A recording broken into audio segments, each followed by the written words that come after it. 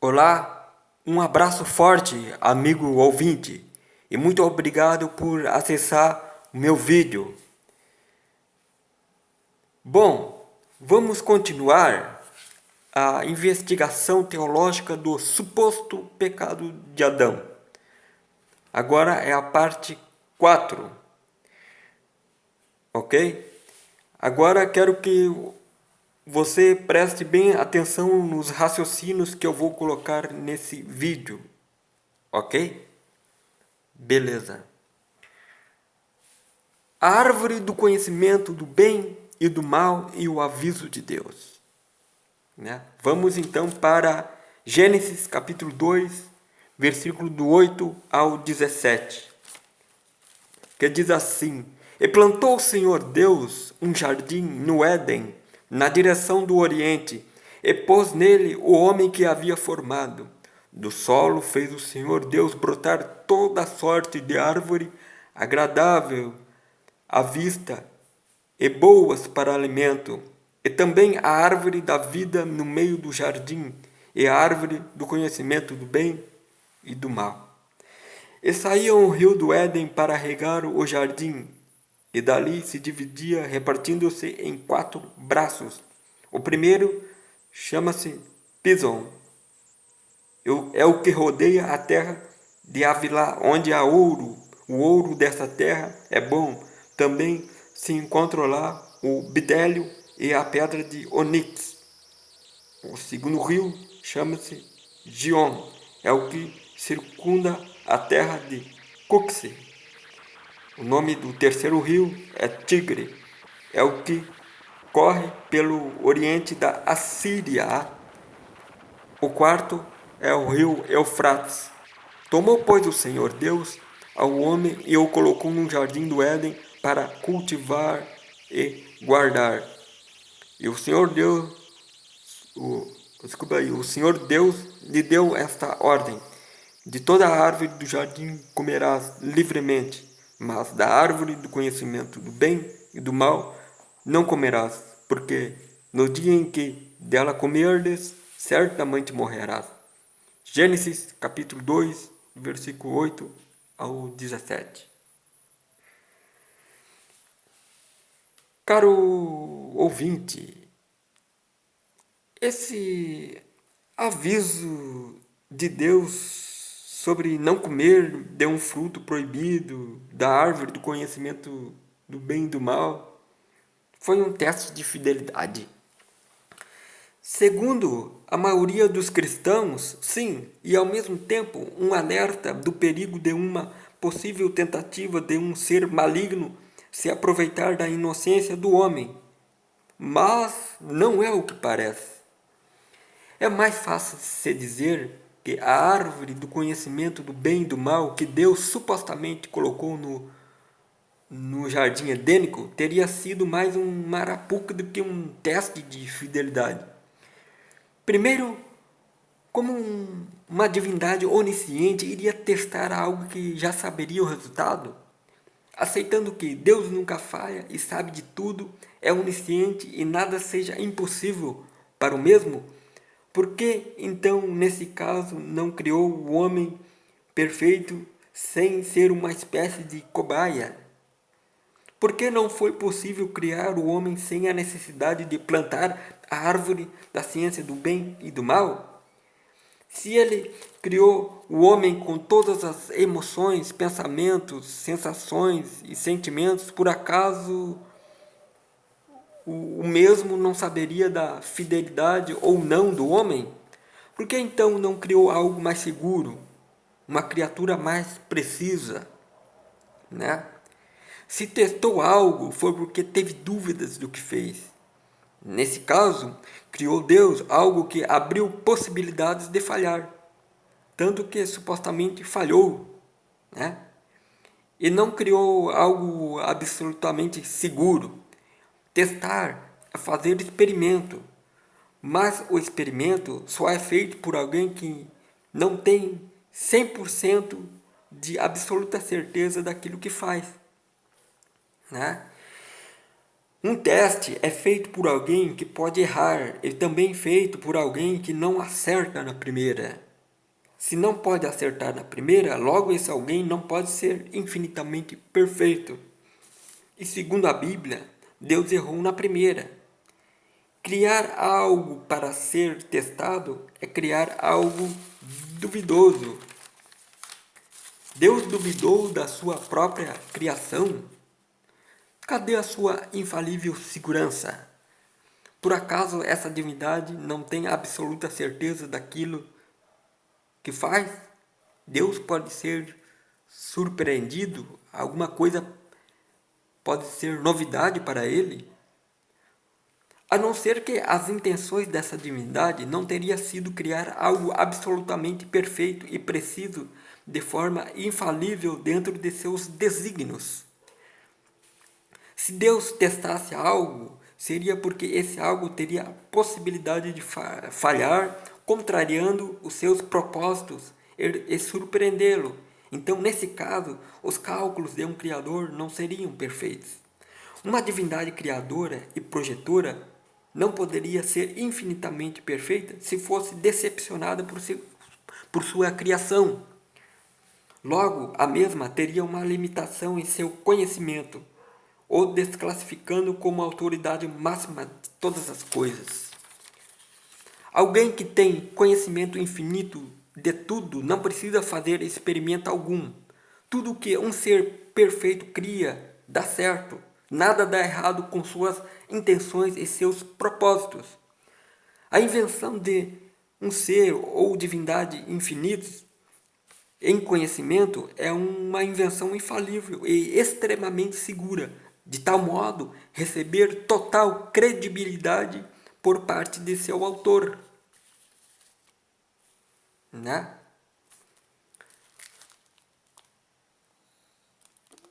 É que eu vou botar uma imagem aqui. Caro ouvinte, você conhece o antigo mito grego em que Zeus, o Deus Supremo do Monte Olimpo, juntou todas as desgraças e sofrimentos da humanidade, colocou dentro de uma caixa ou baú e lacrou, mas que depois uma mulher chamada Pandora, que seria a primeira mulher, né, que com sua curiosidade abriu a caixa, soltando tudo o que era de mal, trazendo as desgraças e o sofrimento para a humanidade? É a famosa lenda da Caixa de Pandora. É notável que na história do Jardim do Éden, a mesma Caixa de Pandora está em forma de árvore da ciência, do bem e do mal. Isto é, Deus coloca tudo o que é de mal e de desgraça na árvore e lança no jardim, dando a entender que foi uma arapuca, uma verdadeira bomba atômica proposital. Deus cria todo o sistema e o clima para que Eva tivesse acesso ao pecado. A história da caixa de Pandora parece quase se repetir no Éden, porém de outra forma. Mas em ambos os mitos, o sexo feminino é o culpado pela desgraça da humanidade. O pior de tudo é que, se comparando as duas lendas, o próprio Jeová, Javé ou Elohim dos hebreus, né, é mais sacana que o deus olímpico Zeus da mitologia grega. É lógico que para os cristãos o mito da caixa de Pandora é uma lenda absurda, sem lógica, sem fundamento. E com isso concordamos, com isso eu concordo, né? Mas se o mito da caixa de Pandora estivesse escrito na Bíblia e no Alcorão, provavelmente os cristãos e os muçulmanos depositariam fé no mesmo. Perceba que em Gênesis 2, 16 ao 17, Deus teria avisado Adão sobre não comer da árvore do conhecimento do bem e do mal. Mas não teria avisado para Adão que uma serpente viria para tentar persuadi-lo a comer do fruto proibido e assim condená-lo à morte e amaldiçoar a sua descendência. Ora, se a condenação do primeiro casal não foi por falta de aviso, por que então, nesse caso, o aviso de Deus teria ficado pela metade? Deus teria avisado sobre o conhecimento do bem e do mal quando Adão e Eva não tinham conhecimento, mas não avisados sobre a existência de um inimigo terrível, personificado do mal, capaz de qualquer coisa. Deus, pelo menos nesse caso, teria que contar toda a história desde o que teria acontecido no céu sobre a rebelião daquele ser que incorporou na serpente antes de punir o primeiro casal tão severamente. Por que o aviso de Deus não seria completo? Em Gênesis 2, dos 16 ao 17, está escrito: E o Senhor Deus lhe dera essa ordem: de toda árvore do jardim comerás livremente, mas da árvore do conhecimento do bem e do mal não comerás, porque no dia em que dela comerdes, certamente morrerás. Perceba que, nessa passagem, Deus disse só isso e nada mais, deixando o resto como um mistério. Seria isto justo? Deus deu o aviso na esperança de que Adão lhe obedecesse? Qual o sentido e a utilidade desse aviso? Achou Deus que haveria chance de Adão não cair? Cadê a onisciência desse Deus? Se Satanás realmente existisse, Deus deveria dar um verdadeiro alerta a Adão de uma forma mais direta e objetiva, não acha? Não seria mais conveniente avisar completamente? Como da seguinte forma, da seguinte alternativa que eu vou dizer agora. Deveria ser desse modo assim, ó. E o Senhor Deus lhe deu essa ordem: de toda árvore dos jardins, do jardim comerás livremente, mas da árvore do conhecimento do bem e do mal não comerás, porque no dia em que dela comerdes, certamente morrerás. Mas atentai contra o farsante tentador, pois este foi o antigo Lúcifer e hoje é Satanás, o causador e o originador do mal. Saiu ele da minha presença por sua rebeldia e hoje está em vosso mundo. Virá ele em forma de serpente para o persuadir quando tu estiverdes acompanhado. Tentai resistir a todo o engodo. Viram aí? E se a Bíblia relatasse dessa maneira o aviso de Deus ao primeiro homem em Gênesis, não seria uma atitude um pouco mais coerente da parte de Deus? E a Bíblia sendo mais clara se estivesse escrito dessa forma? Deus não estaria sendo mais justo por avisar de maneira completa a Adão o verdadeiro perigo que estava por vir, caso se Satanás realmente existisse atuando aqui na Terra? Sim, estaria, mas da maneira em que as coisas estão escritas no livro de Gênesis acerca da criação de Deus, da relação de Deus com o homem, está dando a entender que tudo o que supostamente ocorreu foram contra os desígnios de Deus e com a ajuda do mesmo. Tudo vai na contramão, tudo desfavorece a lógica e tudo contradizendo a razão. Quando você está lendo, né? Cristãos alegam que o plano de Deus para a humanidade foi para que os homens vivessem para sempre no paraíso terreno. Mas por que então o mesmo Deus atuou profundamente em contramão de seus propósitos? Muito estranho, né? Certa vez, um crente fanático me disse que o propósito de Deus para o homem foi para que o homem vivesse para sempre no paraíso terrestre, né? Aí eu perguntei para esse crente: por que então Deus colocou a árvore do conhecimento do bem e do mal no jardim do Éden e ainda não alertou sobre a existência de Satanás? Aí o crente respondeu assim: mas Adão e Eva tinham que conhecer o bem e o mal. Olha que resposta esdrúxula do crente.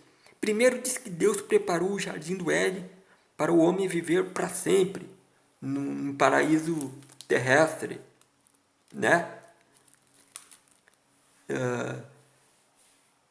Depois diz que Adão tinha que conhecer o bem e o mal. Ora, mas qual o propósito desse Deus, afinal? Estranho, né? Ou é uma coisa ou é outra. Confuso esse Deus bíblico, né? Em resumo, algumas falhas do Deus bíblico. Eis algumas falhas do Deus bíblico. Resumindo, né? Primeiro, teve dúvidas do que fez, né? E fez experimento, fez um teste. Segundo, logo não sabia no que ia dar. Terceiro, por conseguinte, não teve 100% de certeza do êxito de sua criação. Quarto, automaticamente não estava seguro de sua obra. Quinto, não acertou na primeira. Sexto, errou na primeira e por fim a sua invenção falhou, a sua criação falhou com ele, né? Cristãos defendem o seu Deus como sendo infalível, infinitamente perfeito e nada erra, e que seus cálculos são infinitos e absolutos, que ele é onisciente, onipotente, perfeito e seus propósitos nunca falham. Sua vontade sempre permanece, nada escapa à sua vontade. Criou tudo com um propósito benigno e com a intenção de nada der errado e nada falhar nas suas obras. Mas, ao mesmo tempo, alegam que Adão faltou com seu Deus, interrompendo e mudando os propósitos originais de Deus. Se as qualidades de Deus são perfeitas e seus propósitos são infalíveis, como pode, então, uma criatura feita pelo mesmo contrariar seus propósitos, que são supostamente infalíveis? Quando lemos a narração da criação do homem em Gênesis, notamos que o próprio Deus dá um empurrão para tudo dar errado. Primeiro, programou o homem com sentimento de curiosidade. Segundo, colocou a árvore da ciência, do bem e do mal no jardim. Terceiro, estimulou a curiosidade do homem com um aviso incompleto e misterioso, né? Se Deus sabia que o aviso seria inútil, por que então avisou? Por que então se deu ao trabalho, né?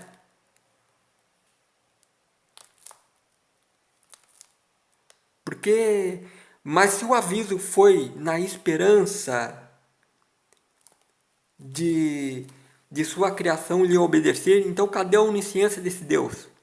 Visto que Adão desobedeceu a Deus, né? Adão desobedeceu a Deus, então seu aviso foi inútil e o tiro saiu pela culatra.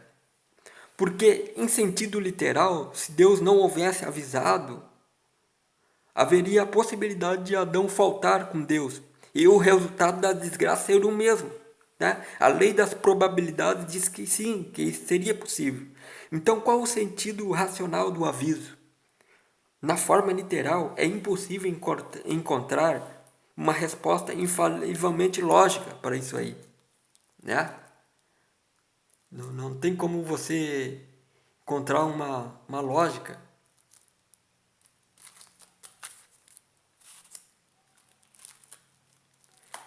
Imagine um indivíduo que deixa um inimigo entrar em seu quintal, né?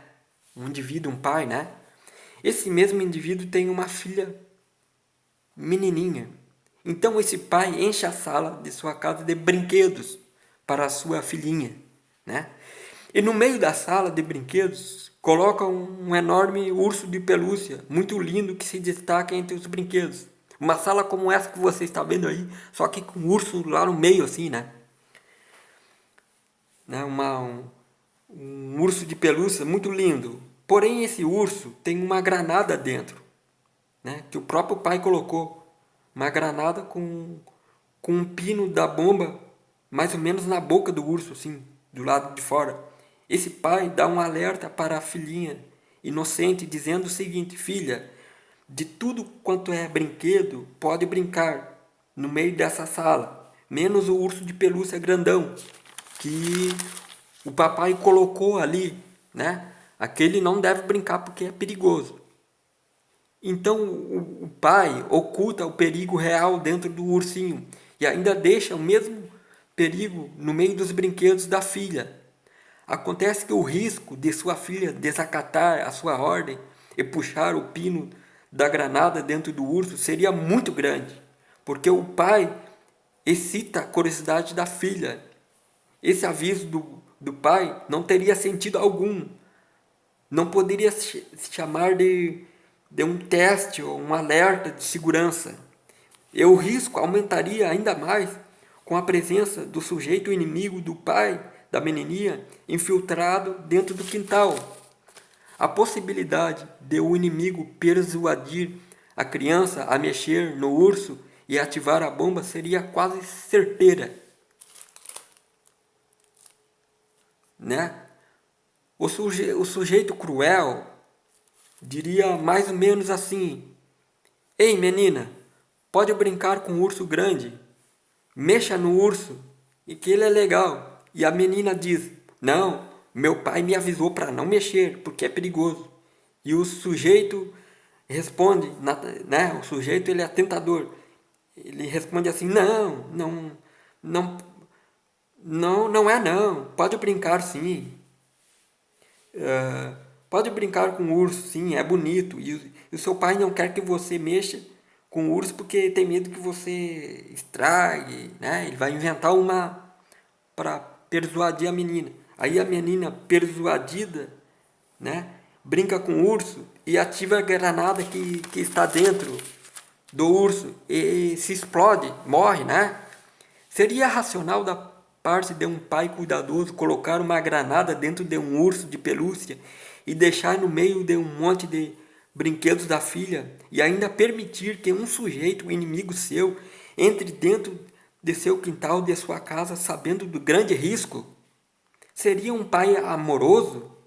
De forma alguma. Quão irresponsável seria esse pai, né? Então, comparando isso com a narração em Gênesis sobre o suposto pecado original, dá a entender que foi isso o que ocorreu no Jardim do Éden. Vamos dizer que o Jardim do Éden é o quintal, o urso de pelúcia com a granada dentro, é a árvore do conhecimento do bem e do mal. A menina foi Eva. O pai dela é Deus nessa história. E o inimigo do pai dela é o suposto diabo, né? Dá a entender que Eva, inocente, ativou a bomba colocada por Deus. E Satanás foi o inimigo que a persuadiu a ativar a granada. Satanás foi o suposto inimigo de Deus que entrou no quintal, que seria o Jardim de Éden, né? Com essa analogia, percebe-se o quão absurdo é crer que um pai, que se diz infinitamente bondoso, cria a filha, coloque os perigos e todas as maldades na árvore e permita que seu inimigo seduza a filha a cometer uma infração à sua ordem, né? E o leve ao derradeiro pecado.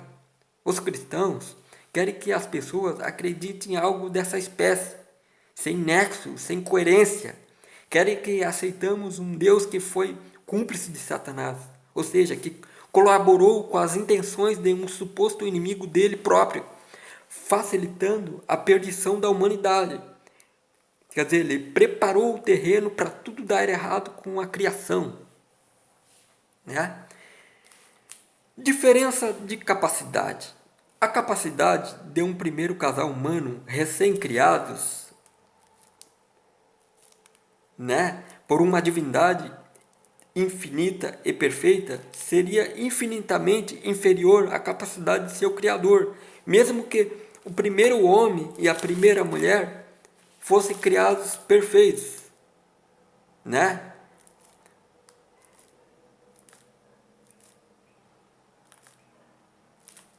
Comparados ao seu Criador, Adão e Eva seriam como crianças leigas, sem noção, diante de seu Criador. E bem menos do que isso, a capacidade e o conhecimento de Deus estaria infinitamente distante à capacidade de um primeiro casal. Como poderia então Deus ter condenado um primeiro casal tão facilmente por um ato ingênuo, como de uma criança que desconhece os perigos do mundo? Em comparação, de que adiantaria um pai avisar a um filho ainda bebê de menos de 1 ano de idade que uma maçã cortada que está no alcance do mesmo esteja envenenada e que faça um mal letal se a criança ainda não entenderia esse perigo? Um pai, nessa ocasião, deixaria que um filho comesse a maçã envenenada? Se um pai permite tal coisa, obviamente o mesmo é considerado como um bruto, irresponsável, né? Um pai amoroso Logo, não deixaria o seu filho bebê comer de uma maçã envenenada, desviando o perigo do mesmo. Porque bem saberia o pai que seu filho ainda não teria a capacidade e o conhecimento de distinguir o certo de o errado e os perigos com suas consequências. A capacidade de um bebê ainda engatinhando e a capacidade de seu pai já teriam uma certa diferença de distância em noção e conhecimento. Imagine então a diferença que seria da distância da capacidade de um primeiro casal humano, né, e seu Criador perfeito. Seria infinitamente mais distante do que existe entre a capacidade de um pai com seu filho ainda bebê. Alguns igrejistas, em contrapartida, para defender a absurda ideia do pecado original, vão dizer que Adão e Eva foram criados perfeitos e entenderam a proibição de não tocar nos frutos da árvore proibida, e por isso Deus teve razão em condená-los.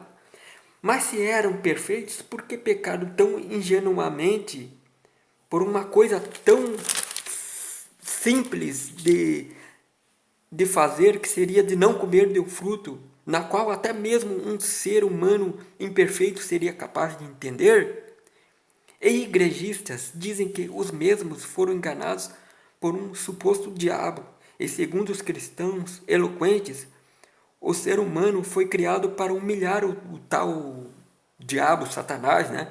Se Deus criou o homem para humilhar Satã, então nesse caso o tiro saiu pela culatra. E Deus fez papel de ridículo, de idiota. Tudo deu errado então. Adão e Eva, sendo perfeitos, não resistiram à tentação por apenas comer de um fruto a tantos outros no jardim das delícias.